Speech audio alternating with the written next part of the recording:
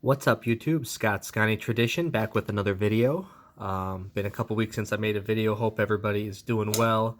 I've had a few mail days come in over the past couple weeks, so thought I'd take the opportunity to go through that with you guys. Um, as you can tell, football season is in the air. Just started this past Thursday with it was a great Thursday night game actually, with Tampa Bay winning there at the end. But man, Packers, they looked rough yesterday. Pretty much very disappointing start. 38-3, getting blown out by the Saints. Yeah, it was a completely surprising game. So not only to lose, I think most people had the Packers winning that game, but to lose in the fashion they did, to be completely annihilated, was not very exciting to watch. And the Packers have had some stinkers like that over the last couple of years, where they just come out and they just absolutely get pummeled. I remember, I think it was 2019, they went out to San Diego and they laid an egg like this too. And also San Francisco comes to mind once or twice, where when they get beat, they get beat. But I mean, over the last 2 years, I think LaFleur has a record of 26-8 or something like that. So, I mean, the guy has done amazing over the last 2 years. But when he loses big. So, fortunately for the Packers, the rest of the teams in the NFC North all lost as well. So technically, they are still tied for first place. So let's get into the pickups that I had. First one I'll show here is the 1957 Topps Al Carmichael in PSA 8. I've been slowly working on the 1957 Topps Packers team set, and haven't added to that set in probably a year and a half to 2 years. Only have 2 cards left to go now after picking up the Carmichael. John Martinkovich is one of them, and I cannot recall the other one, but I will for surely do a video of all of them when I actually complete that set. It's just been kind of slow going. Not a lot of high-grade vintage football out there for sale on the market these days. It's just one of those things. There's just not a lot of high pop counts for a lot of these cards, so they're few and far between when they come up. Of course, I already have the 2 big ones out of the way with the Bart Starr and the Paul Hornung rookie. So again, just got to pick up the John Martinkovich, and there was one other one I needed as well that I can't remember at the moment. But I will get those at some point. So anyways, this one's a nice looking card. Was happy to grab it. Take a quick look at the back there. These 57s are just a beautiful, beautiful set. So Al Carmichael. Excited to have that one. And then next, won a couple cards at Greg Morris auctions, and they came in today actually. And let's show the first one. This is a 1961 Lake to Lake Jerry Kramer card, and of course, Jerry Kramer's kind of my guy, so was really excited to be able to grab this one. For those of you who don't know about the 61 Lake to Lake set, that was a regional set out of Wisconsin. You can take a look at the back here. Lake to Lake Premium, Sheboygan, Wisconsin. They were a dairy company.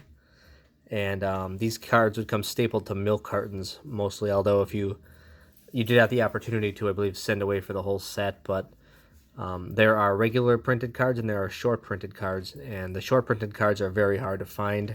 Kramer is actually number 1 in the set, and this is one of the short prints. Just for reference, most of the short printed cards, at least with the PSA registry, there's anywhere from like 15 to 20 graded for any of the short prints. All the regular issued cards have, upwards of 125 to 150 graded. So pretty much these short prints are more scarce on about a 10-to-1 ratio. So Kramer is one of those. This card here, I think PSA has graded 19 of them, and SGC's only graded 3.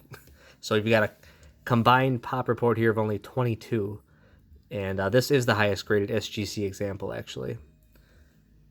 So was super happy to grab that one. This is just a tough card to find, and I ended up getting a really good deal on the card too. I don't know if everybody was snoozing on the auction or what, but um, most of these Jerry Kramers go anywhere in the $300 to $400 range typically, and that's even considering raw cards. So this one I was able to snag for about $85 if I remember right, and most of this was picked up with eBay bucks as well on top of it. So it really worked out well. You just can't go wrong at those prices. So this is just one of those cards that I would have been happy if I won it at $250, and I ended up winning it for $85. So pretty awesome there. So just a beautiful card with that Kramer there. And then one more Lake to Lake here I picked up. This is Hall of Famer Emlen Tunnell. If you remember earlier this year, I picked up his rookie card from 51 Bowman. And this one is special because it is his only Packer card ever. So it's amazing to have a Hall of Famer and a pioneer like Emlen Tunnell in a Packers uniform with a Lake to Lake card. And this is a nice one too. This is a 7.5. This one wasn't quite as cheap as the Kramer. This one goes for a little bit more than that. Tunnell's also a short print, but this one, there's been about 35 Tunnells graded by PSA and about 4 graded by SGC only. And this is the highest graded SGC example. Just a beautiful card. But again, only a combined pop of 39. So, with these vintage football cards here that I'm showing, you just kind of get an idea just for the scarcity of football cards in high grade, especially when you compare it to baseball, and certainly when you compare it to modern cards of any kind. The pop reports are just so incredibly low that you almost cannot go wrong in the long term, I think, buying some of these cards. So, but yeah, super happy to have the Tunnell and the Kramer, and of course the Carmichael for the 57 Topps team set. And then last but not least, this card came up for auction. This is a card I have been looking for at least a handful of years, and I don't think one's come up for auction, maybe ever. Most of the ones you ever see have high buy it nows on them, and they either are listed and then they're taken down after a while, or they sell for high buy it nows. But not a lot of these move, and it's a pretty rare card, and I know everybody does not really know about this card. Certainly Packer fans do and Packer collectors, but go ahead and show it. So this is the 2008 Topps 34B variation Lombardi Ghost photo. So I guess if I recall, the story with this card is that this was Brett Favre's last year with the Packers, 2008, and what they did was they released kind of a couple of fun cards, chase cards for that set, and one of them was the Lombardi Ghost photo. And there's another one where actually Brett Favre is sitting on a lawnmower, a lawn tractor.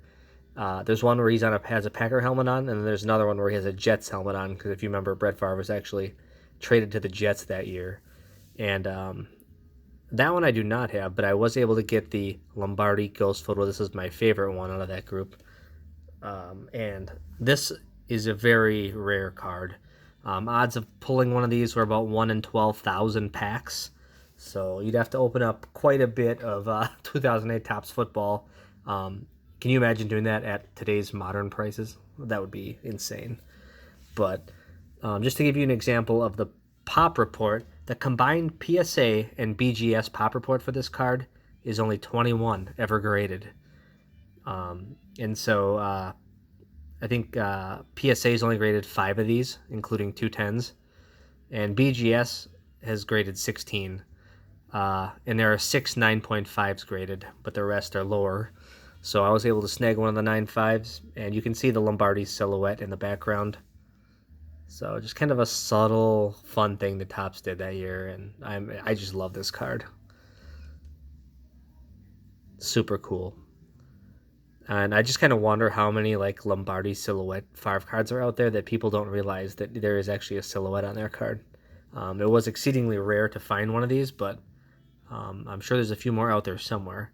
But that's a pretty low combined pop of only 21 from a card from 2008. So very, very excited to have this one. Been looking for one for a long time, and one came up to auction.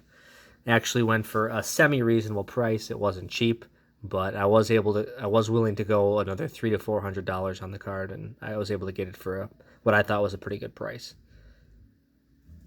So a very Packers heavy mail day here, and this is over the last couple weeks. So there you have it. Hope everybody is doing well.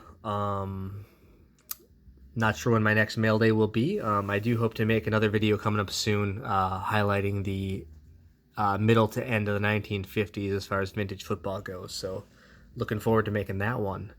And other than that, that's about it. Hope you guys are doing well, and we will talk to you again soon. Have a great week.